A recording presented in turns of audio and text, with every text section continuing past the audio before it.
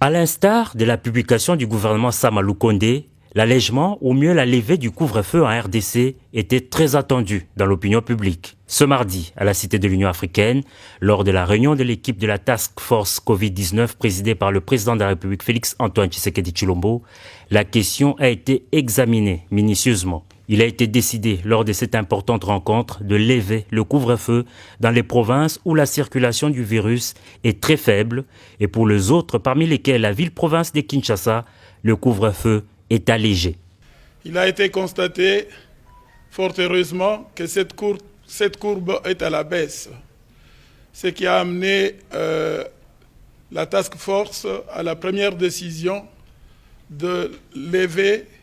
le couvre-feu dans les provinces où il y a une très faible circulation de virus, où des cas de virus sont restés à zéro pendant plusieurs mois. Par contre, dans des provinces de Kinshasa, du Congo central, du sud et du nord et du sud Kivu, de l'Ituri, de la province de Lualaba et du Haut-Katanga, là, encore une fois, la circulation du virus est encore à un niveau significatif. Dans ces provinces-là, il a été décidé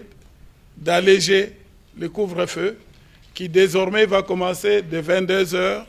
jusqu'à 4 h du matin. S'agissant du vaccin contre la Covid-19 disponible à Kinshasa, la Task Force rassure qu'après étude, le vaccin AstraZeneca ne présente aucun inconvénient, d'où l'annonce de la campagne de vaccination dès le lundi prochain. En ce qui concerne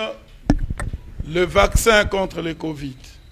c'était le deuxième point de notre réunion. Il a été décidé de commencer la campagne de vaccination à partir de ce lundi 19 avril,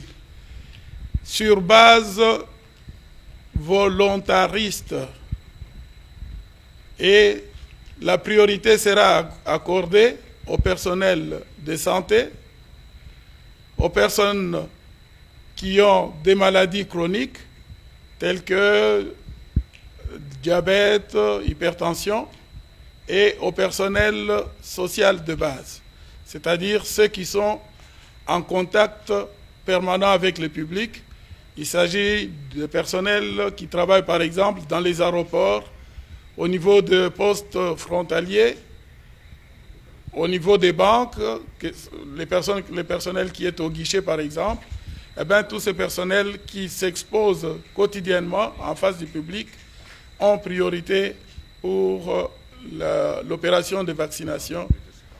qui va commencer à partir de lundi 19. Peu avant cette réunion, le chef de l'État a participé par visioconférence à la clôture du sommet placé sous le thème « L'augmentation des capacités de production de vaccins sur le continent africain ». Dans son mot de clôture, le président de la République et président en exercice de l'Union africaine a réitéré sa volonté d'accompagner personnellement la mise en place du nouvel ordre sanitaire durant sa mandature. Félix Antoine Tshisekedi Tshilombo a par ailleurs rassuré qu'il veillera pour que l'autonomisation des centres africains de contrôle et de prévention de maladies soit finalisée.